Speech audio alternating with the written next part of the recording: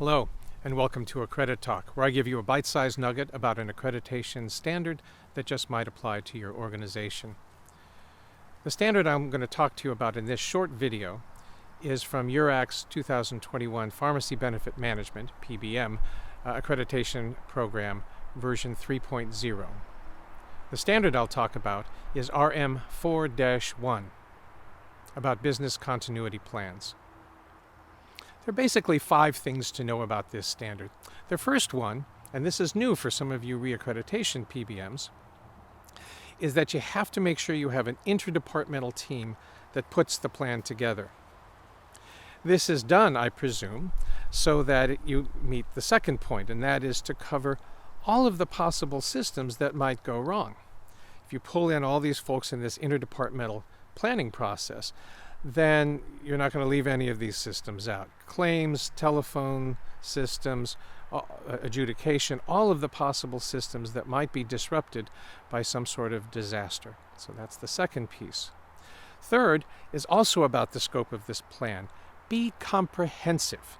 Make sure that you cover weather disasters, terrorist attacks, pandemics. It's a good year to cover that.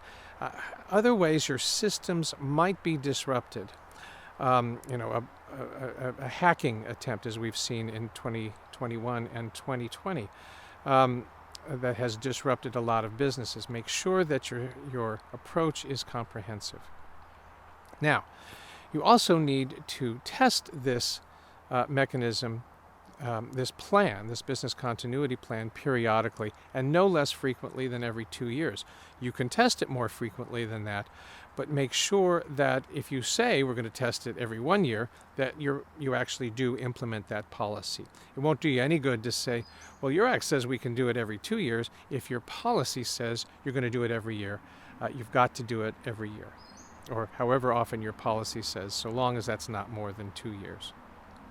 And then the final piece of this is rather straightforward. If either in your testing or in real life, either through a report or you get an actual disaster and you find a failing in your business continuity plan, your policy that you implement provides for the development and implementation of corrective action plans to address these failings. And make sure that when you implement these corrective action plans that you document the implementation all along the way. So when you're submitting your documents to URAC, all you need to do is submit your comprehensive policies that cover all 5 of these areas I've just listed, and any examples of corrective action plans that you've developed. If you've got sensitive information in there, of course you can white it out. URAC just wants to see that you are implementing these issues, corrections to these issues that you may have identified. Also, documentation of your business continuity testing would be important to submit. So let's say an executive summary of your most recent business continuity plan test.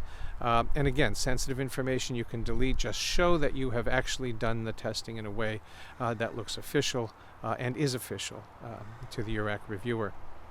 Thanks for joining me on Accreditalk. I hope this was helpful.